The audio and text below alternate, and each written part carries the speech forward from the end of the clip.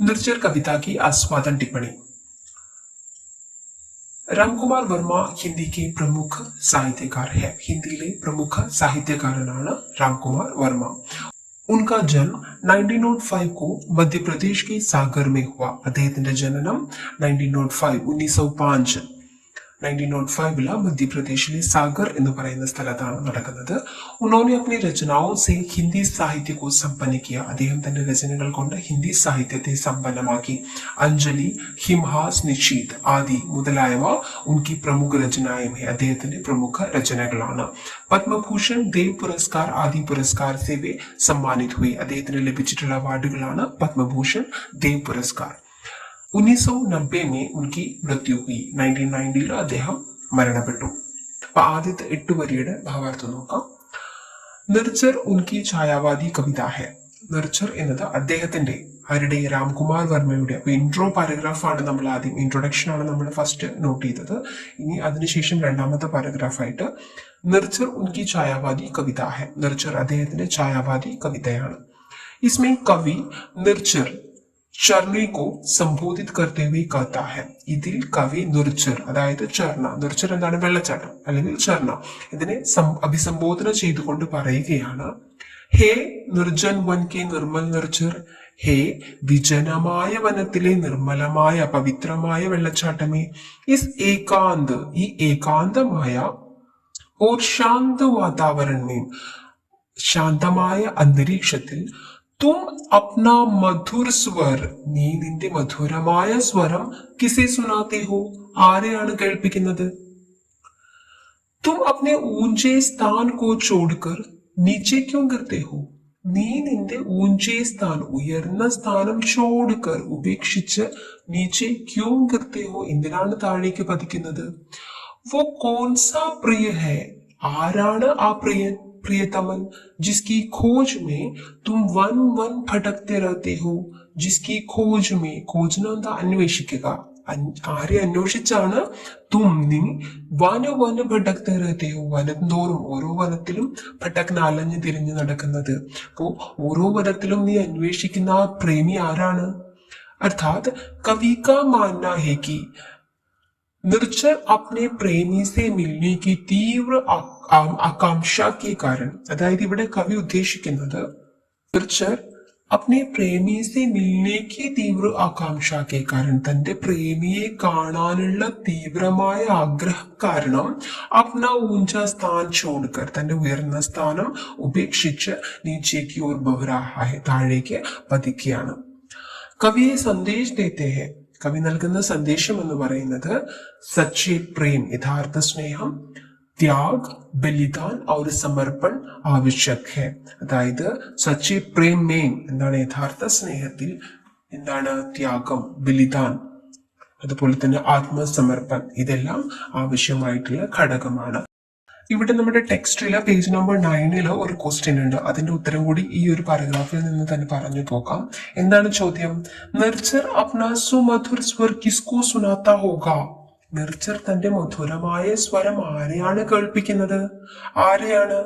അപ്നെ പ്രിയകോ അപ്നെ പ്രിയതം കോ തന്റെ പ്രിയനെ, പ്രേമിയെ എന്നുള്ളതാണ് കേട്ടോ അതിന്റെ ഉത്തരം।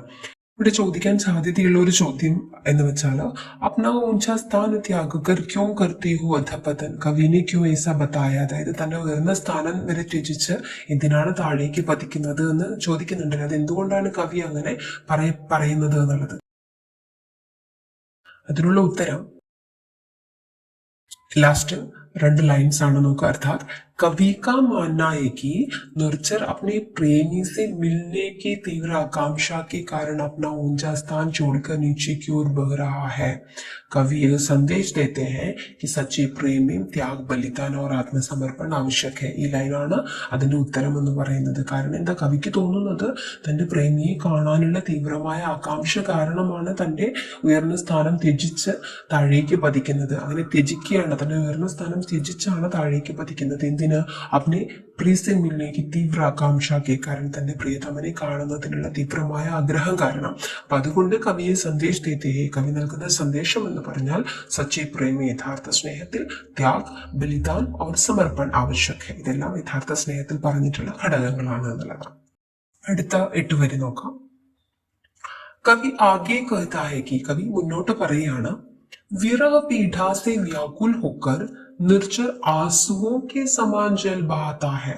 അതായത് വിരഹ പീഠാസെ വ്യാകുൽ ഹോക്കർ തന്റെ വിരഹ വേദനയിൽ വ്യാകുലപ്പെട്ടുകൊണ്ട് നിർജർ വെള്ളച്ചാട്ടം ആൻസുവോ കെ സമാൻ കണ്ണുനീര് പോലെ ജൽ ബഹാത്തായ ജലം പൊഴിക്കുകയാണ്, ജലം ഒഴുക്കുകയാണ്. ബഹാന ബഹാത്തായ ബഹാന ഒഴുകുക. അപ്പോ നെർച്ചർ ഒഴുകി പോകുന്നതിനെ അല്ലെങ്കിൽ നെർച്ചറിലെ ഓരോ ജലഗണത്തെയും കവി നോക്കിക്കാണുന്നത് വിരഹവേദനയാൽ നെർച്ചർ കണ്ണീര് പൊഴിക്കുന്നതായിട്ടാണ്.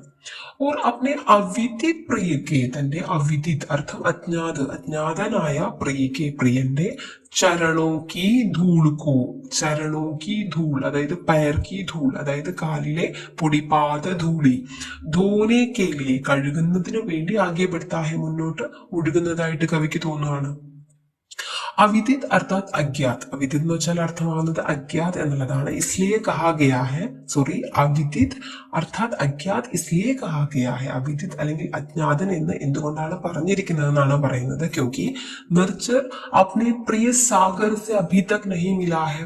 നിർജർ തന്റെ പ്രിയതമനായിട്ടുള്ള സാഗർ എന്താണ് ഇതെവിടെയാണ് ഒഴുകി ചെന്ന് ചേരുന്നത്? സാഗർ മിൽ ജാത്താ ഹെ സാഗർ കടലിലാണ് ചെന്ന് ചേരുന്നത്. അപ്പൊ ഇതുവരെ എന്താണ് കടലിന് അല്ലെങ്കിൽ എന്താണ് സാഗർ സെ അഭി തക് നഹി മിലാ ഹെ, ഇതുവരെ കണ്ടിട്ടില്ല.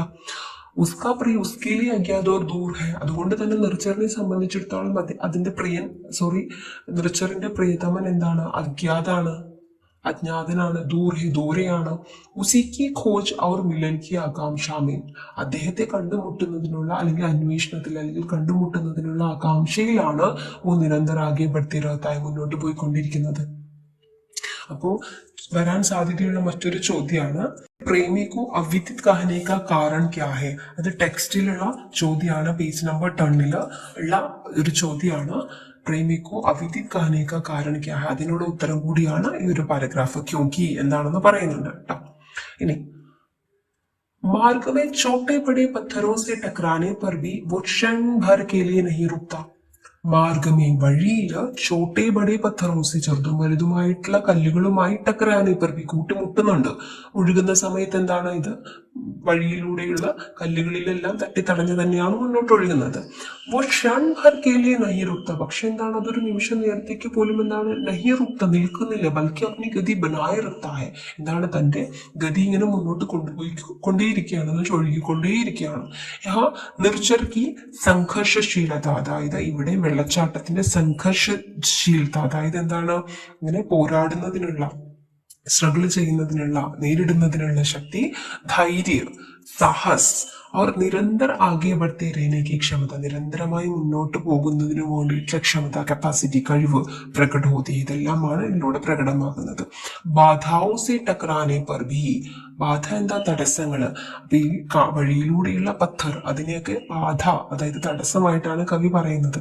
അപ്പൊ ഈ ബാധാവും സെ ടക്രാനെ പർ ഭി, തടസ്സങ്ങളെ ഏറ്റവും കൂട്ടിമുട്ടുന്നത് തടസ്സങ്ങളുമായി കൂട്ടിമുട്ടുന്നുണ്ട്. പക്ഷെ എന്താണ്? വോ റുക്താ നഹി, അത് നിൽക്കുന്നില്ല. അപ്പനെ ലക്ഷ്യക്കോ ബഡ്തേ റഹ്താ ഹെ, എന്താണ് തന്റെ ലക്ഷ്യത്തിലേക്ക് മുന്നേറിക്കൊണ്ടേ ഇരിക്കുകയാണ്. അപ്പോൾ ഇവിടെയും ചോദിക്കാൻ സാധ്യതയുള്ള മറ്റൊരു ചോദ്യമാണ്. അതും എന്താണ്? പേജ് നമ്പർ 10 തന്നെയുള്ള ഒരു ക്വസ്റ്റ്യൻ ആണ് ടെക്സ്റ്റില്. ठोकर खाकर भी नर्चर अपनी गति पकड़ता है, यहाँ नर्चर की कौन सी क्षमता प्रकट होती है? അതായത് ठोकर खाकर भी, അതായത് ഈ കല്ലുകളുമൊക്കെ ആയിട്ട് കൂട്ടിമുട്ടുന്നുണ്ട്, എന്നിട്ടും എന്താണ് നർച്ചർ നിൽക്കാതെ ഒഴുകുന്നുണ്ട്. यहाँ नर्चर की कौन सी क्षमता प्रकट होती है, ഇവിടെ നർച്ചറിന്റെ എന്ത് കഴിവാണ് പ്രകടമാകുന്നത് എന്നൊരു ചോദ്യം നമ്മുടെ ടെക്സ്റ്റിൽ തന്നെ പേജ് നമ്പർ 10 ഉണ്ട്. അപ്പൊ അതിനുള്ള ഉത്തരമാണ് ഇത്. എന്ത്? छोटे बड़े पत्थरों से मार्ग में छोटे बड़े पत्थरों से टकराने पर भी वो क्षण भर के लिए रुकता नहीं बल्कि अपनी गति बनाए रखता है. यहाँ नर्चर की संघर्षशीलता, धैर्य, साहस तथा निरंतर आगे बढ़ते रहने की क्षमता प्रकट होती है. बाधाओं से टकराने पर भी वो रुकता नहीं और अपने लक्ष्य की ओर बढ़ता रहता है. അപ്പൊ ഇതാണ് അതിനുള്ള ഉത്തരം. അടുത്ത 8 വരി നോക്കാം. उसकी छोटी छोटी लहरें मानो उत्सुक होकर अपने प्रिय का आलिंगन करना चाहती है. उसकी छोटी छोटी लहरें, വെള്ളച്ചാട്ടത്തിന്റെ ചെറിയ ചെറിയ ലഹരി തിരമാലകള് ഉത്സുക് ഹോക്കർ ആകാംക്ഷയോടെ എന്താണ് അപ്നി പ്രിയക ആലിംഗൻ കർണ ചാഹത്തി തന്റെ പ്രിയനെ ആലിംഗനം ചെയ്യാൻ ആഗ്രഹിക്കുകയാണ്. कवि आश्चर्य करता है कि निर्जर को यह मार्ग कौन बताता है. അപ്പൊ കവിക്ക് ആശ്ചര്യം തോന്നുവാണ് എന്ത് നിർച്ചർക്കോ വെള്ളച്ചാട്ടത്തിന് ഈ മാർഗ് ഈ വഴിയെല്ലാം കോൺ ബത്താത്ത ഹെ ആരാണ് പറഞ്ഞു കൊടുക്കുന്നത്. അപ്പൊ നെർച്ചർ എന്താണ് ഒരു സ്ഥലത്ത് നിന്ന് ഉത്ഭവിച്ച് അതിങ്ങനെ ഒഴുകി പോവാണ്. അപ്പൊ കവിക്ക് സംശയം തോന്നുവാണ് ഇത് ആരാണ് പറഞ്ഞു കൊടുക്കുന്നത് ഈ വഴിയെല്ലാം. വൻ കെ പേട് പൗധേ സബ് മൗന ഖടേ ഹെ. വനത്തിലുള്ള എല്ലാ പേട് പൗധേ മരങ്ങളെല്ലാം മൗന ഖടേ ഹെ എന്താണ് നിശബ്ദമായി നിൽക്കുകയാണ്.